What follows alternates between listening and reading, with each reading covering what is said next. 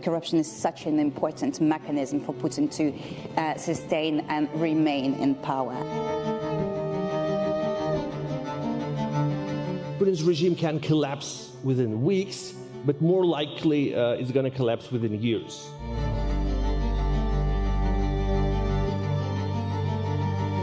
I've really been a thorn in their side, and Vladimir Putin is a guy who really values his money. He values money more than human life, and he's come after me in a big way.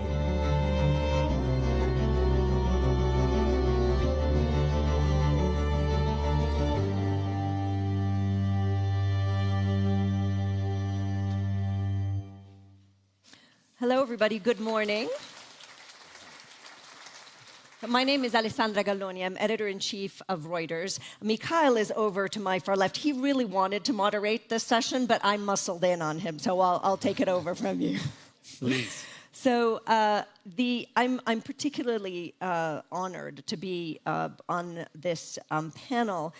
It is a group that has intense knowledge of and experience with, even in harrowing ways, of, as the title would suggest, Putin's dark ambition. So quick introductions. Maria Pevchikh, a journalist who was a close collaborator of opposition leader, the late opposition leader Aleksei Navalny. Her investigation of his poisoning, in fact, was at the core of the Oscar-winning documentary that I'm sure many of you have seen about him. She is the head of investigations for Navalny's Anti-Corruption Foundation, and so she has played a crucial role in exposing high-level corruption in Russia. Mikhail, Zygar, who is the founding editor of Russia's only independent television channel, also the author of several books, in particular about Putin's inner circle. He left Russia in 2022 after publicly opposing the war, the invasion of Ukraine, and he has been since labeled a foreign agent by the Russian government. Simon Sebag Montefiore, he is the world's, many of you know him, the go-to historian on Russia. He, of course, has written many books. You saw some of the covers in the video, including the bestsellers Stalin, The Court of the Red Tsar, and The Romanovs. He's sold millions of copies. They have been translated in 48 languages. And finally, Bill Browder, financier, former investor in Russia, who has exposed corruption there, and who since has been waging a years-long war to, or campaign rather, to unveil and lead to the punishment of Russian human rights violations. His work has led to legislation in the US, and most recently he was knighted by King Charles. So since the last time I've seen you, you are in fact Sir William. However, in the spirit of the informal nature of Aspen, he has given me permission to call him Bill. So, just very quickly, as many of you know, I mean, the war in Ukraine is in its third year, and Putin seems to be riding high. You know, he's in his fifth term of office. Russia continues to batter Ukraine, particularly in the east. And when you speak to Ukrainian military commanders, they are much more open than ever before about the fact that this war, 2 years on, has really sapped the resources, the manpower, the morale of their military, of the military on the ground, and this is particularly on the Eastern Front. The U.S., the G7, the European Union have tried to keep supporting, Ukraine, and to, especially in particular, to shore up Ukraine ahead of the U.S. election, I would say, in November. But the truth is they have not gone as far as they could have.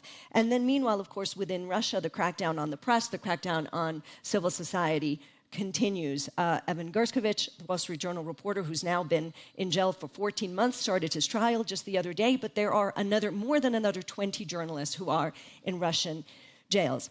So I'd like to start out with sort of a real lightning round, I mean sort of a yes or no question for you all, which is Putin winning the war in Ukraine and also internally in Russia? And again, really lightning. Bill. He's definitely not winning. This is costing him dear. 500,000 young men have been killed. Hundreds of billions of dollars down the drain. All their equipment has been destroyed. and he's barely made any progress in the last 2 years. Mikhail? I don't think that he's winning militarily in Ukraine, but he's definitely winning in Russia. His regime is much more stable than it used to be before the beginning of the war, and so much more stable than it was during the first year of the war, when he was losing militarily. Simon? He's had a much better year than any of us wish to see. He's got much tighter control within Russia. Wars are very good for dictators. But is he winning ultimately? No. Maria? I think he is, but this is not forever. Great. Okay. So, Maria, let me then stay with you. Of course, you were a very close collaborator of Aleksei Navalny. He died 4 months ago. And you have said in a recent interview that he died the day after a deal was made, in fact, to swap him out, him and 2 unnamed Americans, for one particular agent, a Russian agent who is in Germany. 4 months on, what do we know about what happened in that colony? We are very much in the middle of the investigation, so I can't really say much at this point because these are the rules. What we know for sure is that he didn't just die, he was murdered, he was killed. It happened in prison, and it happened in a specific prison on a specific day. We have an understanding of how the planning was happening. We understand that it was a multi-stage process. They prepared for a while, and then 16th of February was the day that they decided to pull the trigger. His lawyers were arrested in October. He had no access to lawyers since then. Then he was transported from Vladimir region, which is not far away from Moscow, to a very, very remote colony which doesn't accept letters, emails. So essentially, we almost lost sight of him. And then it happened, as you correctly mentioned, in our understanding, this is directly linked to an attempt to exchange him. And I think that this is very Putin-like move. It's evil and absolutely morbid to just flip the chessboards during the negotiation and to say, okay, well, if the West wants Navalny, what are you going to do if there is no way to get Navalny? So more as a play rather than he just couldn't bear the thought of Navalny going free? Well, we all know that Putin wanted Navalny dead. He already tried it back in 2020, and we investigated and we proved it and we linked it directly to the FSB, and we spoke on the phone with one of the murderers. So it's pretty obvious that there was a standing order of some sort, and Putin once signed off on killing Navalny. And then it's the matter of time, you know. Alexei was in Putin's possession. He was in captivity for 3 years. They could have picked any day, they could have picked any month. He could have let him live longer or shorter, but it doesn't change the fact that Putin wanted Alexei dead, and and he sadly succeeded in this. Can you give us a sense of when the investigation, when we'll have something? Because U.S. intelligence agencies have said that they believe that Putin did not directly order his death. We strongly disagree with that, and I'm not sure how the U.S. intelligence sources, how they even have any access to any information there. It's a difficult investigation. It's much more difficult than last time when we were investigating Novichok poisoning. It happened inside a very remote Arctic prison, which is by definition a place that it's not easy to investigate. But we're doing our best, and we know that Russian secret services have their big flaws, and they're not really professional. And we are pretty sure that eventually we will be able to put those pieces together. We will have good enough understanding of what happened with names, with phone numbers, with dates, with their whereabouts and movements. And I really hope that everybody involved in that, including Vladimir Putin, will pay the highest price possible for what they did. Last question quickly for you while I have you is, Navalny was by far the most prominent opposition leader. What happens now? What is left of the political opposition following his death?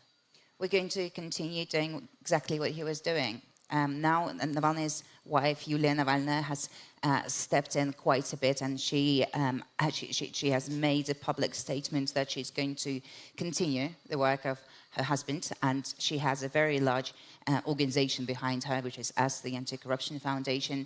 And for us, I mean, I can't tell you exactly what it's going to look like, when things are going to happen, and when the change is going to come finally, but I can assure everybody that we're going to spend every minute, every hour of every day that we have left to make sure that Navalny's ideas are not gone, that his death wasn't for nothing, that the sacrifice, at least, is not for nothing, as I said. And Russian opposition movement is not gone. We may have been silenced, we may have left Russia, but we're still there. We occasionally meet, we have big plans, and we're going to continue fighting no matter what. Excuse me. Mikhail. Can I add just... Please, I was coming to you, please. Sentences just to let everyone know that most of Russian oppositional media, independent media, are in exile. But that doesn't mean that they are not heard in Russia. A lot of independent journalists who work from Europe, from Lithuania or Poland or Germany or Netherlands, they have huge audience in Russia. We have at least 10% of the population of Russia who are watching and following closely on a daily basis all the news from the independent sources, and that doesn't mean that that's the maximum of the audience. So everything Russian opposition and Russian independent media are doing matters, and so that's not the end. We are very far from the end of that struggle, but there is some low degree of optimism. Let's stay on that point, because I was going to ask you, what is it, you know, when you left, of course, Putin introduced the so-called fake news law, and anyone criticizing the war or even calling it a war, of course, was going to be, could be jailed. Tell us a little bit about how journalists in exile or journalists outside of Russia are able to have this impact that you were talking about on the ground, and perhaps you can tell us about your recent book and what happened, what happened to when you published it. Yeah, normally we have never imagined that could happen, because till the last very moment, till the beginning of the full-scale invasion, most Russian independent media tried to stay in Russia and tried to work there. Because we could, all the institutional media were destroyed, the political process was destroyed, but still online media could exist. YouTube was not blocked, and it's not blocked so far. So we still have a lot of opportunities to create the content and to distribute it in Russia. And a lot of huge independent, like at least thievery, the TV channel I used to be founder of, Anti-Corruption Foundation, Medusa, and such huge independent media have a lot of viewers, a lot of readers in Russia. Although the authorities are trying to block them, still it's possible. We have all the statistics. We know that there is a huge demand for that information. We definitely know that Russians know the truth about what's happening in Ukraine, what's happening in Russia. For a lot of people, that's psychologically very hard to read all those news. But that doesn't mean that we don't have the access. We still have the access to the audience. And very good example. You probably remember that a couple of months ago there was a brutal terrorist attack in Moscow. And you guess what the majority of Russian viewers started doing when they heard about that terrorist attack. Did they switch on the first TV channel? No, because none of traditional Russian mainstream media, none of the traditional TV channels interrupted the programming to report about the terrorist attack. No, the audience switched on the independent media working in exile and started following the news from broadcasted from Amsterdam, from Vilnius, or from Berlin. It's insane, but to know the truth about Moscow, you should watch the online TV channels from Europe. But it's working. It means that the audience still trusts those independent media. Just let me press you on this. You know, it's one thing that you said the audience goes to the independent media, but from online. Audience going to actually doing something about it, what does that look like? Where is civil society right now in terms of action or potential action? You know, we had thousands of people arrested and imprisoned since the beginning of the war. We know that there were some protests against the invasion during all those months, but generally, yes, definitely, we don't see any signs of possible uprising in Russia, because for decades, Russian society was kidnapped. The gang of terrorists hijacked the whole country. So Russia is an occupied country. It has been occupied during the last years, and that's the feeling that a lot of people share. They feel like hostages. You cannot expect hostages to start the uprising against the terrorists. So yeah, we don't have that. We don't see that uprising, but the situation may change, as we saw it last year when Yevgeny Prigozhin started his mutiny, and psychologically it was completely different situation. You know, I worked as a war correspondent for about 10 years. I know exactly how it looks like when the revolution starts. That's the moment when the policemen somehow decide not to go to the streets, not to wear their uniform outside, because they feel that it's a bit too dangerous. And that was the moment, June 24th of the Prigozhin's mutiny. There was no police in Moscow. Everyone was afraid because they didn't know what would happen. Bill, I want to come to you in a second about what people are doing about all this, but Simon, can you just put this into historical context for us, right? That moment, you know, where suddenly the revolution starts. I think there are two points that I wanted to follow up just from Maria and also from Misha, because first of all, the question, there's a great naivety in the West about, you know, did Putin order this or that murder? And, you know, the murder of Navalny, for example. And American intelligence has been very successful, for example, predicting the actual invasion of Ukraine. But on this question, Western media, Western intelligence is astonishingly naive. They're looking for a sort of formal, long document, you know, giving signed permission. Well, you know, as I know from, you know, studying Stalin's papers, the real decisions like this are made in little conversations, and nothing is written down. And there's no doubt that someone as major as Navalny would not be murdered in Russia and have 2 attempts on him beforehand without Putin's direct orders. So that's one thing. The other thing which Misha's talking about is that key moment when the alchemy changes and power can drain away, as happened in February 1917, when Nicholas II was rushing troops towards Petrograd, who may well have put down the revolution, but in the meantime, the troops within Petrograd hesitated, didn't shoot on demonstrators, and then suddenly started to join them. And that's the moment that Mikhail is talking about, when that can happen, when people are sitting on their hands for a second, and do they join or do they not? In this case, with the Prigozhin mutiny, they decided not to ultimately. But there's a moment when they do.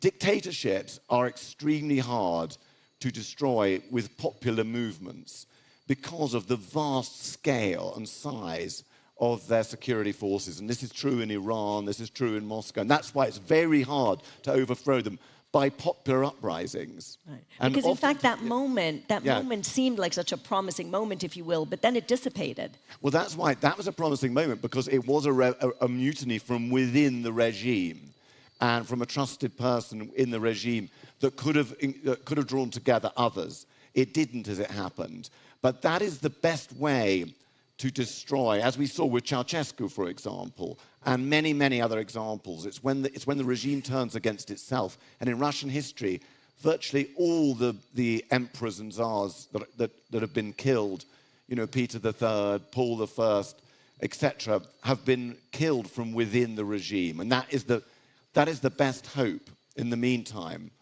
for the destruction of Putin somehow. So I want to come back to what's happening in the inner circle. But Bill, I just want to come to you because you have done a lot of work and in particular prompted legislation in the US that allows governments to freeze assets, deny visas to human rights abusers and corrupt officials. But how effective have the sanctions been this time around against Russia? I mean, we have not seen the collapse of the Russian economy that some predicted. So if you listen to Putin, what Putin will say, we're just doing great. No problem at all. We're as healthy as ever. Sanctions aren't working. And by the way, you're suffering. So why even bother? Why don't we just lift sanctions and be done with it? That's his message to the world. But let me tell you something. These sanctions are more widespread than anything I could have ever imagined, and they're hurting him in ways I could never have imagined. First of all, we've frozen $300 billion of Russian central bank reserves, and that money is not going back to Russia. That money is going to go to Ukraine. Second, we've frozen oligarch assets. About the same amount of money is frozen around the world. That money can't go back to Russia. Third, all of the Russian banks, companies, government organizations are no longer able to access any money from the international capital market, so there's no money coming into Russia. Thousands of Western companies have pulled out. 1 million able-bodied Russian young men have left the country. It's a disaster. The one thing that hasn't happened, though, and this is really important, is that we've made a very conscious decision in the West that we're going to allow Russia to continue selling oil. We've made that decision because we don't want the oil price to go up, because if the oil price goes up, then we have inflation. And so as a result, Russia generates between $500 million and $1 billion a day from the sale of oil. And that money is being spent on North Korean artillery, on Iranian drones, and on weapons factories in Russia. 40% of the government budget is spent on the war in Ukraine. And to the extent that the economy is surviving at all, it's because of this oil money. And so we have this terrible situation where, on one hand, some of our dollars are going into Russia to pay for weapons to kill Ukrainians, and then we're sending money to Ukraine to fight back on the Russians. And something's got to give in this whole thing.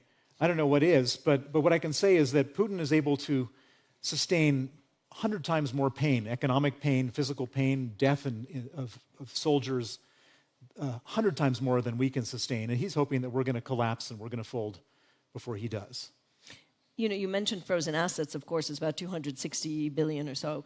And there was an opportunity, I mean, you've been calling for all of that money to then be used, you know, in terms of loans or helping with munitions. And of course, what was decided essentially by the West was that only the interest on that would then be used for in particular, the US loan now. So, I mean, what's your view on the West? Is the West being too weak, and why? Well, so I was here in Aspen shortly after the war started. There was the Aspen Security Forum. And Jake Sullivan, who was the U.S. National Security Advisor to Biden, was here. And he pretty much said it outright. He said, we want to give the Ukrainians enough so they don't lose, but we don't want to give them so much so they win because we're afraid of what would happen if Ukraine wins. And pretty much every bit of policy, whether it comes to seizing the frozen assets, giving tanks, giving long-range missiles, giving F-16s, everything is all about giving enough but not so much. And so we've kind of created this situation by design. And as long as this happens, we're kind of giving Putin the upper hand because, as I said, he can sustain much more pain than we can. And he's hoping that, you know, whatever Biden says or Macron says or Rishi Sunak says, they're not going to be in office, someone else will be in office, and someone else will come up with a different decision because the pain, you know, whatever our 1% of the pain is just going to be too much compared to Putin's 100 times that. You once made a lot of money in Russia. Who's making money in Russia now? Well, nobody's making money in Russia now other than some of the oligarchs who own the oil companies. I mean, it's not a profitable place. And you know, there's a few Western companies that are still there. Raiffeisen Bank is still there. Interestingly, BP is still there. I have a proposal that I've been floating around, which is most decent, moral, good Western companies made a conscious decision to write everything down and pull out. these companies that I mentioned and quite a few others decided, we're just going to keep our head down and hope we can continue to make the money and hope that nobody notices. I think there should be a government policy, United States, EU, UK, et cetera, that any Western company that is still in Russia, any profits that they earn on their Russian assets should be taxed at 150%, and all that money should go to Ukraine. So, full disclosure, I feel like I should say, in sort of, full disclosure, we, Reuters, we are still in Russia, but we're journalists. We're there because we believe that it's important to report from Russia. Otherwise, it's a black box. So we still are there. And don't tell that to my CEO. Don't give that to my CEO. We'll take you up on that. Let me just turn back to you, Simon. In your book, Stalin, The Court of the Red Tsar, which you alluded to, you detail how Stalin's regime dealt with international isolation. Today we have a Russia at war, a Russia that sees the West as the enemy, a Russia that is aligned with China, you mentioned it, Iran, North Korea. How do you compare Putin's current situation to the challenges of the Soviet Union during the Cold War? Well, I don't think, people always ask, is Putin Stalin, is Putin the Romanovs, which is it? And of course, he's neither. He's deliberately channeling both of those because, Stalin was by far and away the most successful Russian statesman at an unbearable cost in killing innocent people. But he was, he created a Russian state, a Soviet Union that had a larger empire than the Tsars, that had nuclear weapons and so on. He also turned the country into a prison camp. But he handled this by taking all the decisions himself. He ran the country through a tiny group of sometimes sort of 5, 6, 7 people. And he constantly he said, all government is about personnel, all government is about cadres, about bringing up people. But when he said he was bringing up people, he wasn't just talking about getting the most talented people and promoting them. He often meant it didn't matter how talented they were, they had to be loyal first. And if they were loyal, he'd promote them. Didn't really care what happened, how well they managed things. But of course, if you could find people who were loyal and capable, like Beria, for example, then they went to the very top, and he kept them there. But the way that the Kremlin works is pretty similar under a Stalin, under a Nicholas I, who's the Tsar I always compare to Putin. Decisions made with a tiny group of people, ultimately one-man government, but at the same time, like a mafia boss, constantly balancing different groups. And all the time, trying to make sure no one gets too strong. Any heir who emerges must be diminished so they can never actually succeed the leader. If they get too prominent, they must be destroyed. And all the time, looking forward to a distant succession with younger people. And that's one of the things that's happening now with the latest promotions after the so-called election.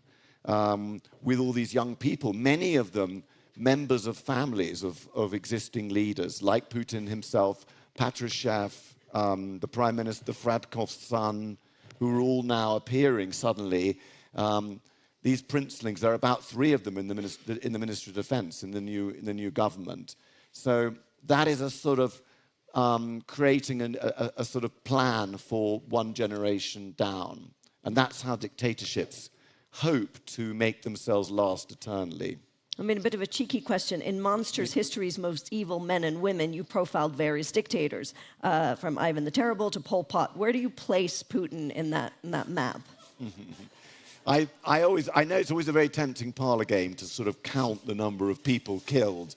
And whenever I speak to schools, everyone puts up their hand and says, like, who's worse, Mao, Hitler, or Stalin? And probably Putin nowadays. And I always just say, to paraphrase Stalin himself, once you get into counting statistics, one person killed is too much, one innocent civilian. Stalin was right up there in the tens of millions. Putin is not yet Stalin. First of all, he's nothing like as capable as Stalin for all Stalin's monstrosity. Stalin was in many ways extraordinary. Putin is a much less interesting character, but he hasn't yet launched the vast mass terror that Stalin did, in which, in the 30s and after the war too, in which 1 million people were shot, 1 million innocent people were shot by quota. but he's using fear so far and a massive intelligence, or massive intelligence organs to terrorize people, using key killings like the killing of Navalny and others to frighten people.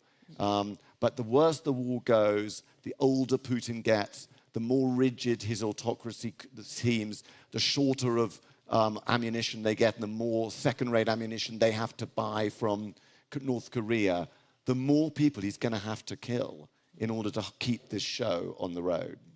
So, Mikhail, one of the things that Simon said recently, or has said, is that czars and autocrats fall.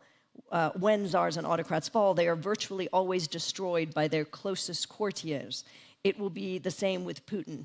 So you have written a lot about the inner circle. What does that look like? I mean, you know, from the outside, it's very difficult to understand. Does he still have a close circle? Is he still strong internally? Tell us what your investigations have found. Yeah, I've been watching Putin's inner circle for many years now. I've written All the Kremlin's Men, the book about the transformation of his inner circle more than 10 years ago, and now I'm continue following them, writing weekly newsletter, The Last Pioneer. And you know, it's remarkable that, for example, Putin's inner circle is very different from Stalin's inner circle or Brezhnev's inner circle. And the main difference is that neither Stalin nor Brezhnev didn't want to have a yacht. That's the new kind of dictatorship. They are hedonistic. They want to have very glorious life. They want to be rich. They want to have very good French or Italian wine. At the same time, I remember I was talking to a very prominent member of Putin's inner circle back in 2013. And that was before the beginning of the first war, before the occupation of Crimea. And he told me, trying to explain Putin's psychology, that Putin understands that just competing with the West economically, he cannot win. That's why he needs to create the chaos. He cannot play chess obeying the rules. He must to throw away the chessboard. So that was the initial strategy from the beginning, and he's following the same pattern. At the same time, he now embraced the war. He knows that the war makes his regime stable. The war allows him to control his inner circle. Actually, now during this year, it's amazing that they have started talking in Kremlin that it would have been very useful to have some kind of Christian Orthodox Iran in Russia. So the more religious becomes the country, the better, because they wanted some kind of theocracy in Russia, and Putin started appointing, like the new Minister of Defense is known for two things: for being super loyal to Putin and for being very religious. He is like religious fanatic. And it's amazing, but there is one little obstacle. Russia is very atheistic country. Less than 1% of Russians go to church on Sunday. So they have that theory that we would love Russia to be Iran, but it's not possible so far. Maria, just to this point, you tweeted, I believe, last week that the wife of one of Putin's closest associates was enjoying a lavish holiday in the south of France. That does not suggest that there is trouble in the inner circle back home. Do you have a sense from your investigations about how fragile or not the inner circle is in the Kremlin? We don't really have any insights because those people, they don't really like us and they don't really speak to us for obvious reasons. But we can obviously, we have observations and we can make certain conclusions. And this is why I always get like a little bit weird when, I don't know, initiatives like taxing profits at 150% of every Russian company, like all these sorts of sanctions, they always like bother me a little bit because I don't see much point in, like Starbucks left Russia. Okay, like Russian people don't have Starbucks. Starbucks now belongs to Ramzan Kadyrov, president of Chechnya. Great. I mean, same happened to IKEA, etc. And you know, doing that makes a lot of people in Russia not suffer, but okay, face some consequences. Whereas at the very same moment, those people who are actually directly involved in the war, those people who are family members of Vladimir Putin, like his son-in-law, for example, his other relatives, they're not sanctioned at all. They're free to travel. So like this hypocrisy is like it's a little bit weird. And we always suggest that sanctions should be focused on Putin's elite rather than just regular Russians who can't really do much. Let's be honest at this point.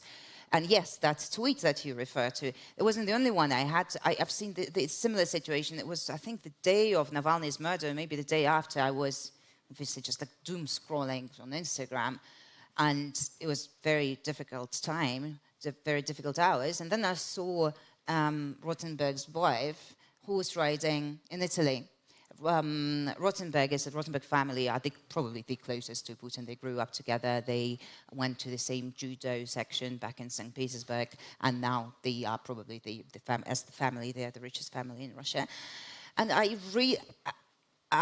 and she's horse riding in Italy, and it's 17th, 18th of February 2024. It's been 2 years of the war. So when you see that, one has to at least admit that there is a problem with the design of sanctions, that there is definitely something that prevents it from working properly, because in an ideal world, coming back to this, you know, elite clash, you know, this sort of conflict among Putin's inner circle, ideally what we want to happen is that we want this Rothenberg's wife, who's actually an American citizen, come to Rothenberg, to her husband, and say, look, Boris, I'm no longer happy. We used to have villa in Spain. We used to have villa in France. We used to have villa in Italy. I used to have a yacht, and we had loads of properties in the US.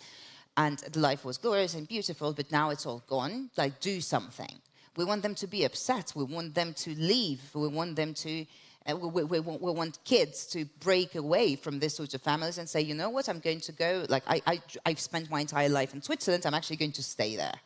So that's sort of conflict that we want to cause and trigger, so those people can apply pressure on Putin, because they are the only people who have access to Putin. They are the only people who are invited physically in the same room, bunker, whatever you call it.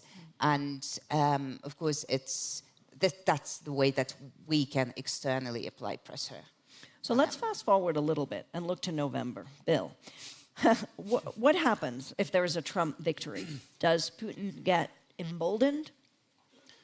So when Trump won in 2016, there were champagne parties in Moscow. The Putin regime, this was such a glorious thing for Vladimir Putin to have Trump in the White House, because Trump, different than any other Republican, previous Republicans have always been tough on Russia, hard on national security, and all of a sudden Putin got a guy who was ready to forgive all of his murders, ready to tear up the NATO agreement and all sorts of stuff. And Trump delivered in a lot of different ways. So, for example, America had positions in Syria, military positions in Syria. We abandoned them, and guess who took them over? Putin. According to John Bolton, he had to put a whole bunch of other papers in front of Trump not to tear up the NATO agreement. And in my own case, I mean, this was a shocking thing. At the Helsinki summit, it was right after Robert Mueller had indicted 12 Russian military intelligence officers. The question for Putin at the press conference is, are you going to hand them over? And Putin said, as long as America hands over Bill Browder. And then they asked Trump, what do you think about this? And Trump said, I think it's an incredible offer. It's terrifying. The problems that Ukraine has had recently in terms of getting funding from the U.S. Congress, the U.S. Congress, for the most part, like 75%, want to fund Ukrainian defense. But Mike Johnson, who is the Speaker of the House, he's the person who could decide what was voted on. And he was told by Trump in no uncertain terms not to put it on the agenda to vote for the $61 billion. And it took an enormous amount of pressure for that to happen. It took 6 months, a lot of dead Ukrainians as a result of that. And so I think we can safely assume in November, if Trump wins, that U.S. support for Ukraine will stop. I think that's the assumption we have to make. And then we should also make an assumption that U.S. participation in NATO then gets diluted down. And that's a pretty scary thing to think about because that just emboldens Putin more. And if, by the way, if we stop funding Ukraine, then one of two things has to happen. Either the Europeans have to double down, or eventually Putin may be able to overcome Ukraine. And if he overcomes Ukraine, then he's going to be at the border of Estonia or Lithuania or Poland, who happen to be members of NATO. And then we have an even worse situation is, does NATO exist anymore or does it not?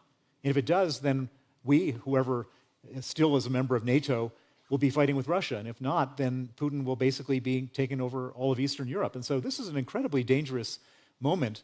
I think everyone is sort of thinking about, who's older, who's, stumbling or whatever. But if Trump becomes president, the world is going to be in flames as far as this is concerned. Well, I mean, Trump has said very clearly that sort of day one or day two, he would bring everybody to the table to map out a solution. Yeah, he also said that the Mexicans are going to build a wall.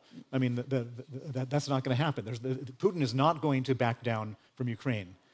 As Mikhail said, he's as strong as he ever has been in Russia because he has this war. This war is not because he hates NATO or wants an empire. This war is because he needs a war to be in power in Russia. There's not a circumstance where Putin is going to back down.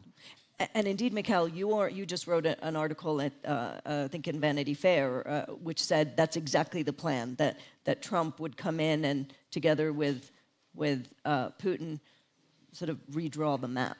Yeah. Liking. That's Putin's dream. He's got very precise plan, and he's been very transparent for many years, promoting his plan. He wants New Yalta. He wants three greatest world leaders, and in his dreams, that's him, Xi Jinping, and Donald Trump, get together and divide the world, as once happened in 1945. And that's exactly his plan. He thinks that he's rather close to achieving that plan. I would tell you more. There is a funny nickname for Donald Trump. I've heard from some of my sources in Moscow. He's called American Gorbachev. And that doesn't mean that they consider him to be a potential reformist or Democrat or something. For them, for people from KGB, Gorbachev is the narcissist demagogue, person who doesn't have strategy and who finally is going to end up with dismembering the country, with losing, fragmenting the empire. So they expect the United States to collapse under Trump's presidency. I mean, as long as we're doing comparisons, you, of course, have compared Biden and Yeltsin. Let's not go there.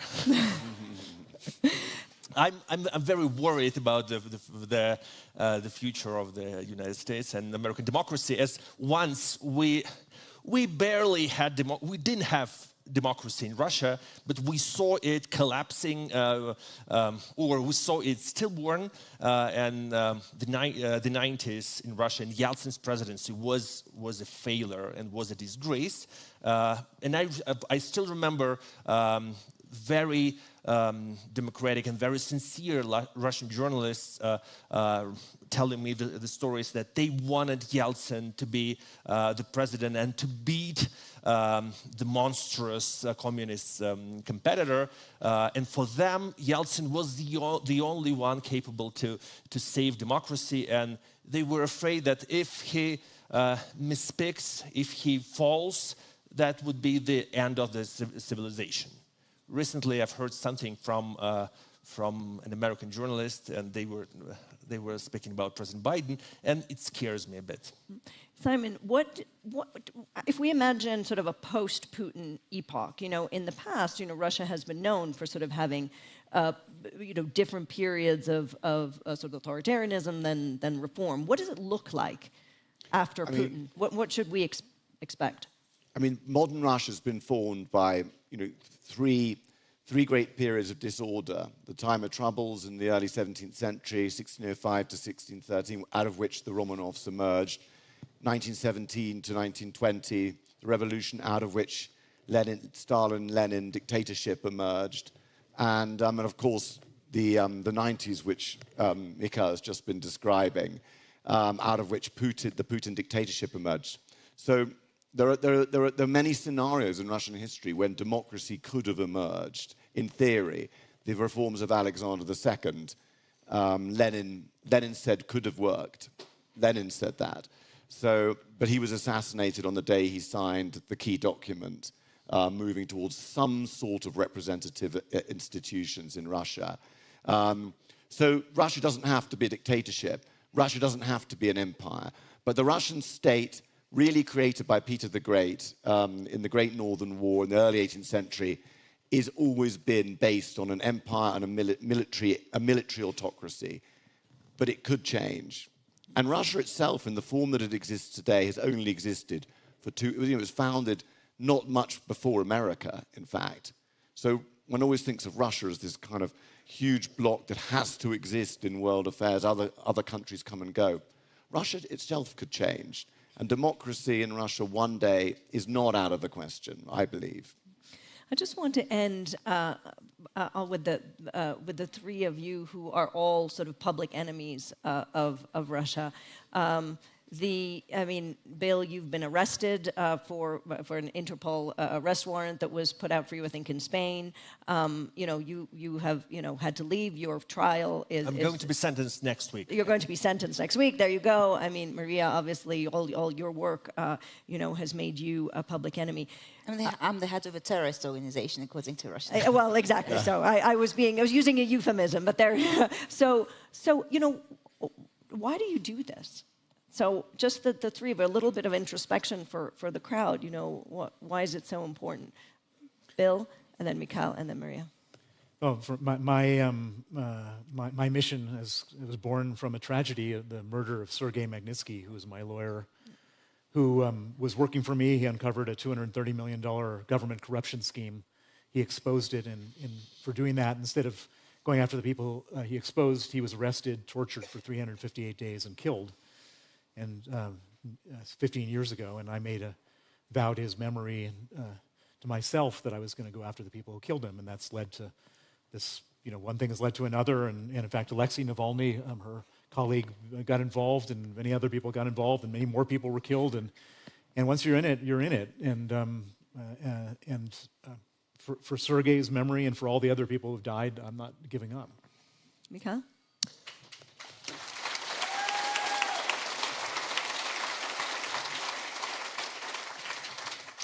No, I strongly believe that Russia is not doomed to be a dictatorship forever, and I strongly believe that Russia will become a decent democracy one day. And I think that there is no any kind of predetermination in our history, and I write my books and my articles to prove that to the Russian people, to debunk all Putin's historical myths. I think I'm doing that successfully because a couple of weeks ago my recent book was banned from Russia, and anyone who is trying to bring it in a luggage is going to be arrested, and the book is going to be, and it's labeled as the national security threat to Russia. That means that we are doing something right. We are going to spread that poisonous idea that Russia is not an exceptional country. It should be a normal country. And I think, and Aleksei Navalny believed in that.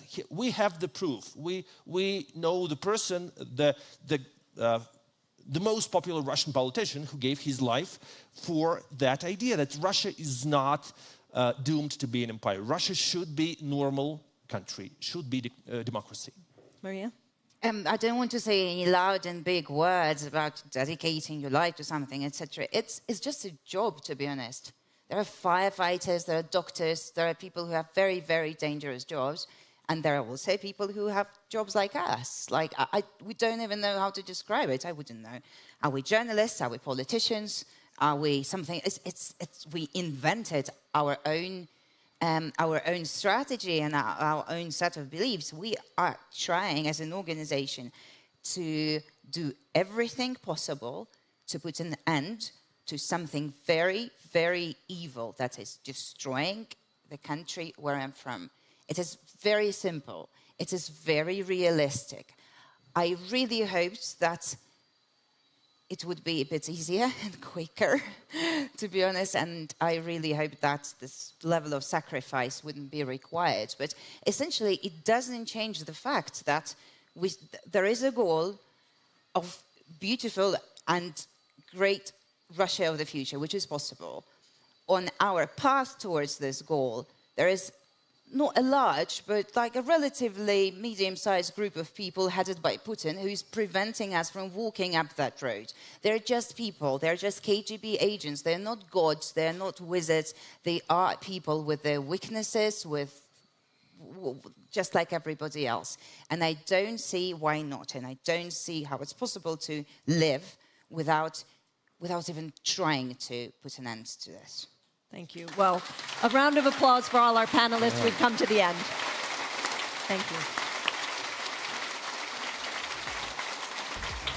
Thank you to everybody in the audience.